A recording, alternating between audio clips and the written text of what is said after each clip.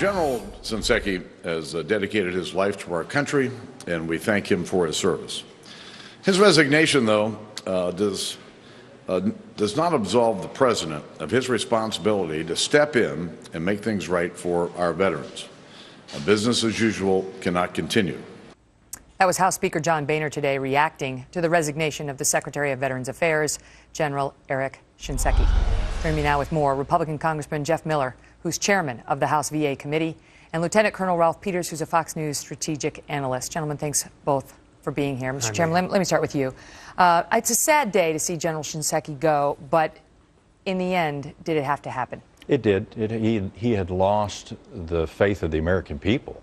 And certainly the people that were the mid-level bureaucrats that were lying to him didn't feel like they had to tell him the truth. And so he had lost all of his effectiveness.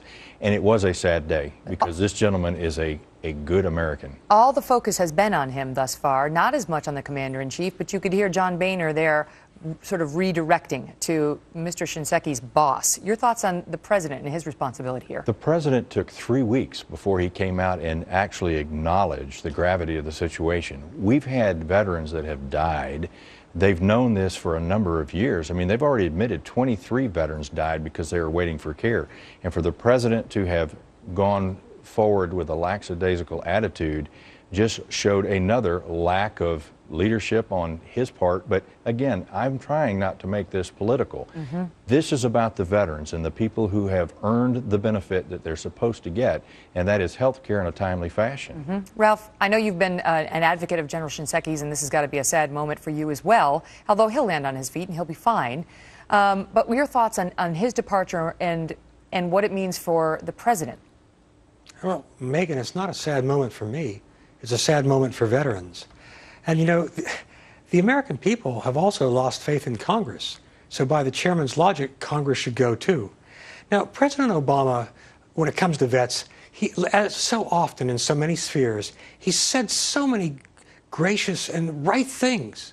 But as with so many other spheres, he does nothing to execute it, does nothing to fix it. But I'm not just going to pick on the president on this, because Congress and both parties in Congress share more of the blame, or at least as much of the blame, if not more, because Congress is supposed to have the oversight of the VA, and they neglected it. Congress funds VA. Congress has increased the scope of responsibilities of VA without commensurate increases in funding. Congress oversees the civil service and refuses to reform it so we can fire the kind of people that transgressed against our veterans in Phoenix. Congress is responsible for the arcane procurement rules that prevent all agencies from getting agile information technology, and it goes on and on and on. Well, that's the thing. If anything good is coming out of this, it'll be the reforms now, and the serious reforms, including making it easier to fire some people. Let me get you to respond to that, Chairman Miller, because I know in your specific case, you have been jumping up and down about this for years. But what about the charge that Congress should have done more here, and actually on a go-forward basis needs to do more? Well, interestingly enough, the very GAO reports that a lot of people talk about were directed by Congress. We went to Secretary Shinseki and asked him, had he implemented the things that they had recommended? They told us yes. They lied to us about the numbers. Shinseki? So, yes, because his people were lying to him. So he wasn't actively lying, but he was delivering bad information. He was delivering information that people had given to him. And so the very reason that we're talking about this issue today is because of a hearing that we had in the House Committee on Veterans Affairs on April the 9th that actually broke this story.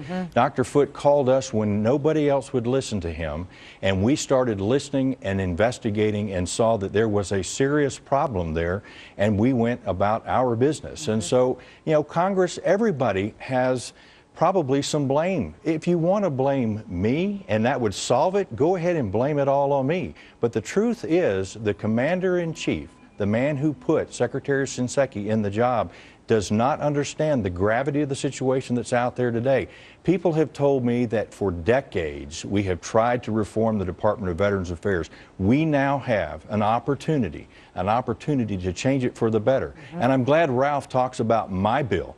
that actually would give the secretary the authority to fire people that don't do their jobs. It's easier to get a bonus than to get fired at Only VA. in this kind of bureaucracy do you need a bill, Ralph, that would allow Congress to do that. But does it in large part come down to that, to bureaucracy? Because they talked about today, the president said, what is absolutely clear is that the systems inside of the VA did not surface to the level where Shinseki was aware of it or able to see it. Well, it's a problem that goes far beyond VA. Throughout the federal bureaucracy, the Pentagon experienced versions of the same thing with the civilian workforce. And the chairman's right. I mean, it's easy to give them bonuses. Very, very almost impossible to fire bad actors. But Megyn, for me, the bottom line is today we humiliated a really fine man to cover the political failings of the administration and members of Congress. And so let's see what happens. Let's see who replaces him on a permanent basis, Shinseki on a permanent basis. And let's see if 2 or 3 years from now, Congress has stepped up to the plate and really done what it must do to fix these problems for our veterans, because I'm sure the chairman would agree, and he's already said, at the end of the day, it's not political. It's about those who served our country and suffered. Amen. Before I go, Sloan Gibson, the incoming guy, Deputy VA Secretary, quickly. Good man? Good man. Have faith? Came from the USO. He had the right attitude today when I talked to him, and if he carries that on, something's going to change. Thank you both for being here. Thank you, Megyn. $1 billion bombshell breaking.